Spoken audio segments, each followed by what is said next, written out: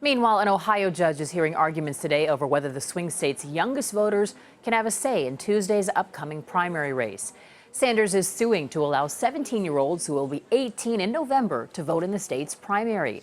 But Ohio's Secretary of State says the law doesn't allow that because primaries involve electing delegates and not a candidate directly.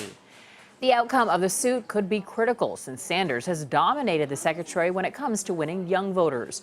According to the latest Quinnipiac poll, Clinton is pulling ahead in Ohio, 52% to Sanders, 43%. While Hillary seems to be doing well in Ohio and is ahead in the overall delegate count, her surprising defeat in Michigan led her to admit at the Democratic debate last night that she is bothered by the way young voters view her. And she admitted that she is quite different from her husband, Bill Clinton, when it comes to campaigning. It's painful for me to hear that, and I do take responsibility when you're in public life, even if you believe that it's not an opinion that you think is fair or founded. You do have to take responsibility, and I do. I am not a natural politician, in case you haven't noticed, like my husband or President Obama. So I have a view that I just have to do the best I can, get the results I can, make a difference in people's lives, and hope that people see that I'm fighting for them and that I can improve conditions economically and other ways that will benefit them and their families. Thank you.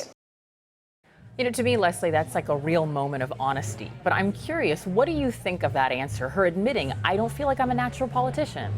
You know, overall, I think that's probably the best response that she's had. It's endearing, she ingratiates herself. It's actually at those moments that she looks very compelling, and I think people will give her a second look.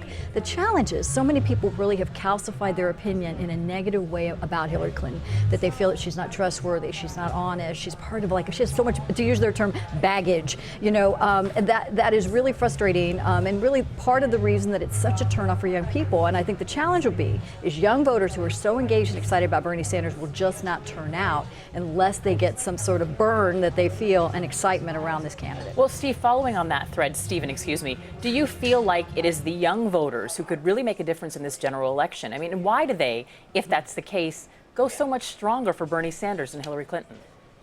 Well, I think, look, Bernie Sanders has done a really good job of appealing to young voters in this campaign. His talks a lot about student debt, talks a lot about free tuition at public colleges.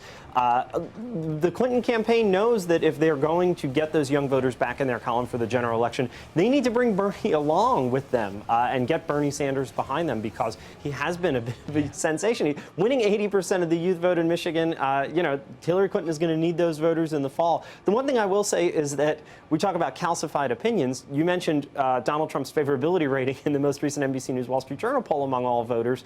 Well, you have a general election possibly where opinions could not be more calcified, if it is Hillary Clinton and Donald Trump, about the two nominees. And that is going to be a really interesting campaign, one that we haven't really seen before, and one that we can't really predict exactly what's going to happen, at least as far as how the campaign's going to be run when opinions are so set about the two candidates.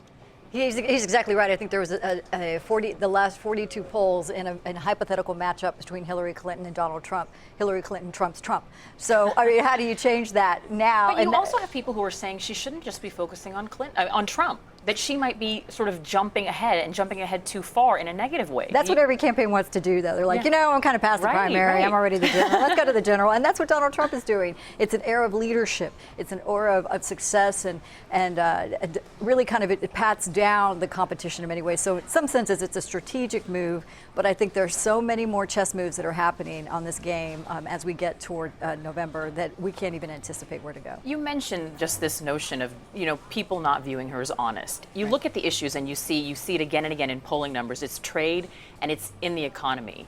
Do you think this is an issue, especially with the emails, that issue still looming out there, she's going to have to make a bigger deal about and try to address it? Well, she doesn't want to address it. That's the challenge. She's very flippant about it. Oh, that, you know, and it's very dismissive. And a lot of people have had somebody in their home personally that has dismissed them, and it raises this kind of like era of suspicion and discontent. I think it's really a wrong attitudinal approach. When you have things like that, you have to take them seriously. And she can argue, I testified for 11 hours. hours. There's different ways she can frame that narrative where it's more endearing, and more acceptable or palatable. But the way she did it, for example, at the debate last night, just made it's like nails on a chalkboard. It's like she's tone deaf on understanding how much it frustrates people that the potential nominee of a party they may want to support is under investigation. Well, Stephen, I'm sure you would agree there's also been so much debate about releasing the transcripts from her speeches, and she's been very vocal saying, make everyone else do it, and then I'll do it. And on the other hand, you have Bernie who says maybe she's telling two sides what they want to hear, voters what they want to hear, and when she's speaking at these engagements, what they want to hear. What is the right strategy as you see it moving forward for her? Well, look, Hillary Clinton, the thing with the speeches, and you mentioned policies and trade and the economy, and I think it kind of plays into this. I think voters have an idea that Hillary Clinton is a little bit calculating. They see on trade, she came out opposed to the Trans-Pacific Partnership, even though it was something that she was negotiating while Secretary of State. I think there are a lot of voters who are supporting Bernie Sanders who think that Hillary Clinton does favor some of these free trade deals, does like some of the changes in the economy, both under her husband in the 90s and under Barack Obama, that Bernie Sanders says leaves a lot of middle-class Americans behind. And they see it as sort of the same issue.